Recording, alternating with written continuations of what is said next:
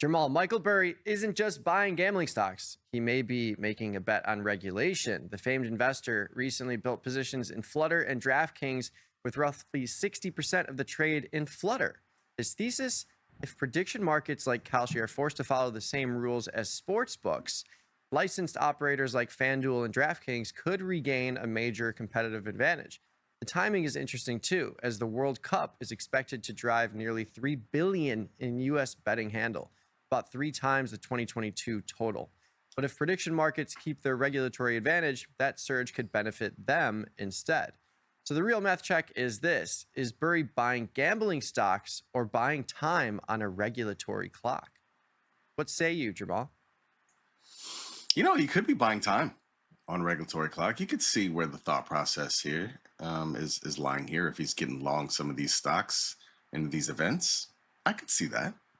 Yeah. And DraftKings is well off of its highs. This thing is sub 30 and is looking for room to run to the upside.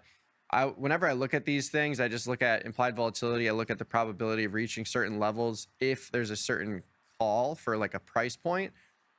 This one, I think, because it's kind of ambiguous, when you look at Flutter and you look at DraftKings, both of these kind of down in the dumps here. But I think skew is what I would look at. So for Flutter and DraftKings, if you just go to like August, Flutter's trading about 110. If we go to 100 and then the 120 strikes, yeah, clear call skew to the upside in Flutter.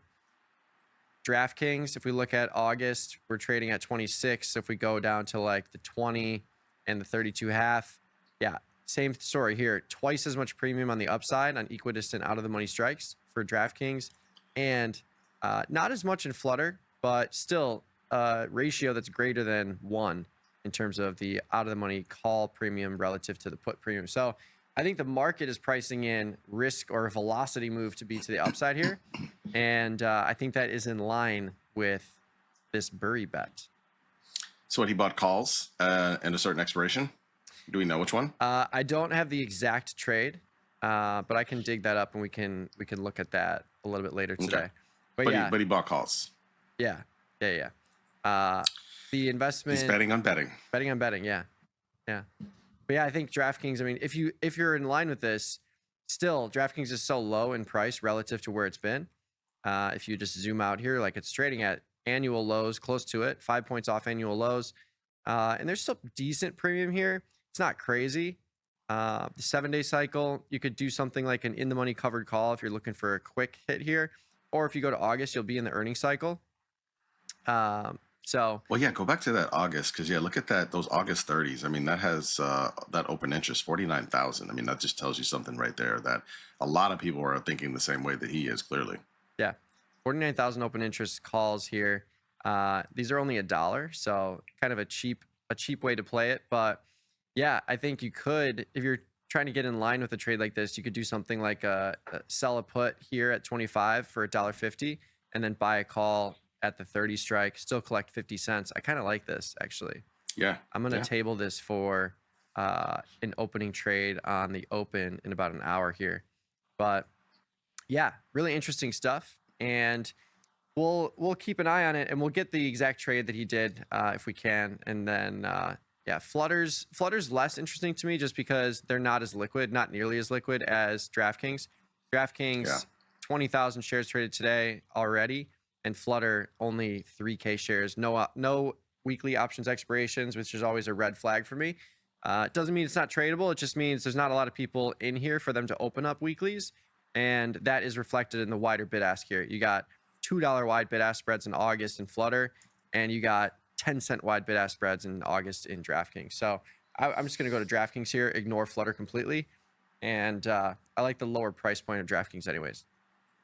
And I think, I'm not 100% sure, but I think it's because Flutter might be an ADR, might be a foreign company. At least I think the headquarters are not in the U.S.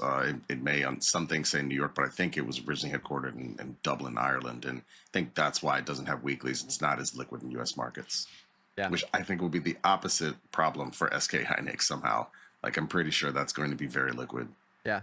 And I think that this is probably the future where there's more regulatory, more regulation around prediction markets, because I've worked in the financial space for a long time, and we've worked on the marketing side too, and just like writing ad copy and visuals. It's like you have to be really careful with what you say because it's a regulated thing. And you look online and you see the craziest one I saw was, I think it was Kalshi or one of the other ones, where they had Vince McMahon just like spewing money everywhere. And it was like, come trade on Kalshi. I'm like, how is this possible? Where they can just say whatever they want. And if you say one wrong word, you know, it's something that can be flagged in the finance space. So yeah, I think there will be regulation around it, just for the simple fact that there's probably people on the financial side and on the sportsbook side that are lobbying against the freedoms that prediction markets have. So yeah, I think it's a matter of time before that change happens. So I like this trade. I like it too. I think you're right.